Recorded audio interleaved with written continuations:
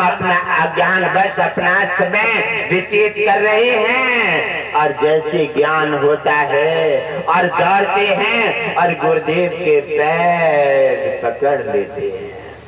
जब ज्ञान जगता है और जब विवेक खड़ा हो जाता है और जब विवेक ने रास्ता मार्ग दिया और जाकर गुरुदेव के पैर पकड़ लिए और कहने लगे, हे गुरुदेव मुझे गलती मेरी क्षमा कर दीजिए, और जो मैंने आपसे आवेश में आकर के मोह में और जो कह दिया है, हे गुरुदेव मुझे क्षमा कर दीजिए। और वैसे क्षमा करने लायक तो नहीं है, क्योंकि साधु संत के बारे में अगर बुरा सोच लो, अरे करना तो बहुत बड़ी बात है, अगर पीछे कुछ अगर बुरा सोच भी लो, अगर बुराई के बारे में सोच लो तो 1000 गौएं मारने का पाप लग जाता है।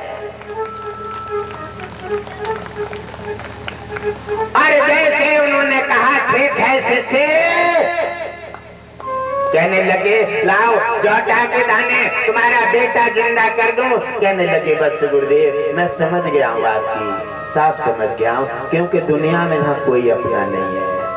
अब बेटा है मुझे संस्कार करने की मोहलत दे दो, अब बेटा से मुझे कोई मोह नहीं है। अब मोह है तो आपकी सेवा से, मोह है मुझे नाम दान से, यही जीवन में कट सख्त है, इसके अलावा कुछ भी शेष नहीं है। दान सेवा और भक्ति यही कट शब्द है और ये ही हमारे जीवन में काम आएगा। हमें थोड़ा मौका दे दो और जाकर के मिट्टी का हिसाब 7 साल कर दें, आकर के जीवन भर तुम्हारी सेवा करेंगे और इसी के माध्यम से आपके चरणों में अपना जीवन समर्पित करें।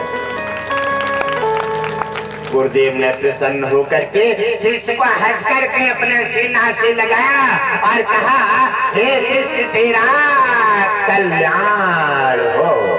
जाकर के शिष्य ने अपने उस मिट्टी का जाकर के दफनाया और लौट करके सारी संपत्ति गुरु के समर्पित करके और सारे जीवन गुरु की सेवा किए और गुरु की सेवा करते हुए भगवान विष्णु के धाम को पधार गए। भगवान विष्णु गुरु के माध्यम से मिलते हैं, कहते हैं गुरु गोविंद दोनों खड़े काके लागू पाए और बलिहारी गुरु आपके गोविंद दिए।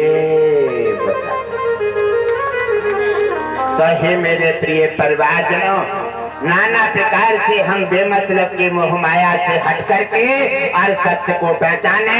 भगवान विष्णु कहते हैं दान और सेवा भक्ति कट सत्य है, इसको समझ करके हम प्राणी कोई भी भवसागर पार पा सकते हैं। इसलिए भगवान विष्णु की कृपा बरस रही है। हे मेरे प्रिय परिवारजनों, आज पहला दिवस है। ओम विष्णु हरि घट वासी जी अपनी वाणी को विराम देते हैं और कल घट वासी जी ठीक 11 बजे मंच पर उपस्थित